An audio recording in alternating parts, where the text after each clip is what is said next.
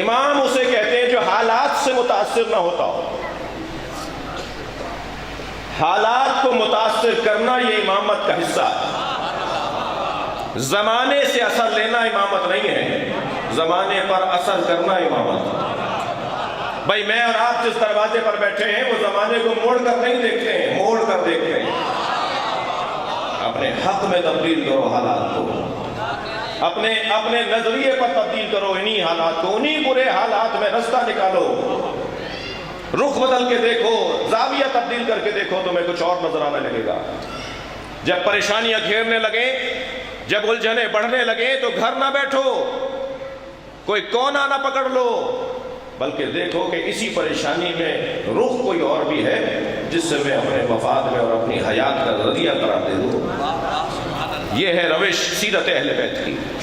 کبھی ایسا نہیں ہوا کہ ائمہ نے انتہائی مشکل حالات میں، آپ ذرا غور فرمائیں، کوئی کم بات ہے کہ مدینہ منورہ سے خراسان لے آئے مولا رضا کو، ساتھ میں ہی ٹھہرا دیا کہ آنے جانے والوں پر نظر رہے.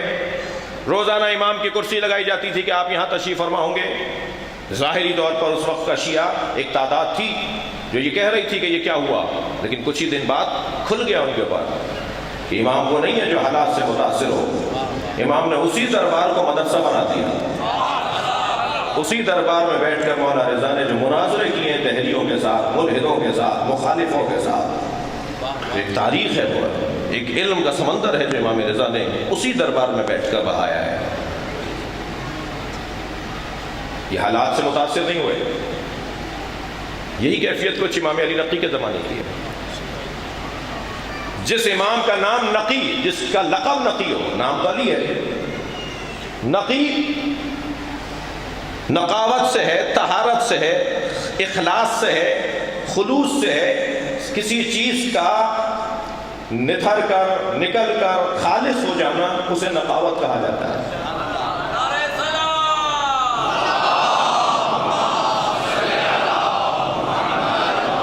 غیر ضروری چیزوں کو، ملاوٹ کی چیزوں کو اگر اس سے نکال دیا جائے، اسے سالم بنا دیا جائے تو اسے نقاوت کہا جاتا ہے. بہت چاہت کہ کسی طرح کوئی بال برابر بھی دھبا ان کے کردار پر آ جائے، مگر یہ ہے نقی. متوکل شراب کے نشے میں دھت نصف شب میں سپاہی بھیج کر امام کو بلواتا ہے. سپاہی حضرت کو گرفتار کرنے کے انداز میں لے کے دربار میں آتے ہیں. اس کے ہاتھ میں مے نوشی کا وہ ظرف ہے. امام کو دیکھ کر کہتا ہے پیئیں آپ بھی. حضرت نے فرمایا ہم اہل بیت کا خون اور گوشت کسی نجاست سے نہیں ملا. اللہ اکبر. بھائی میں اور آپ تو ائمہ کے کردار کو دیکھ کر جرأت پائیں، حوصلہ پائیں، شجاعت پائیں. ان کی زندگیوں میں کیا شجاعت ہوگی، کیا بہادری ہوگی. فرمایا ہمارا گوشت اور گوشت ہم اہل بیت کا کسی نجاست سے قریب نہیں ہوا. کہنے لگا غزل سنائیے، غزل سنائیے، غزل سنائیے. اب ان لوگوں کا یہ انداز ہے، یہ مزاج ہے. وہ شراب کے نشے میں میرے مولا نے پہلے تو انکار فرمایا، ہم شاعر نہیں ہیں.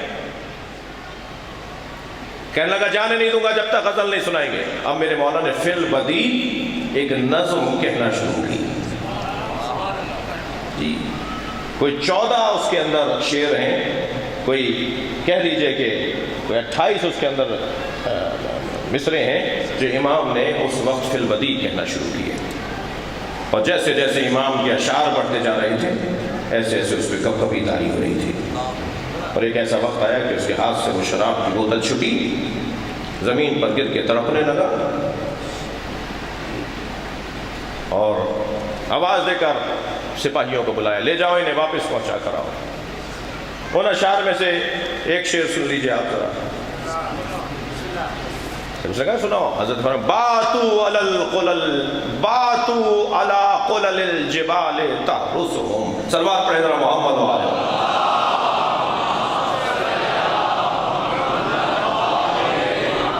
توجہ ہے.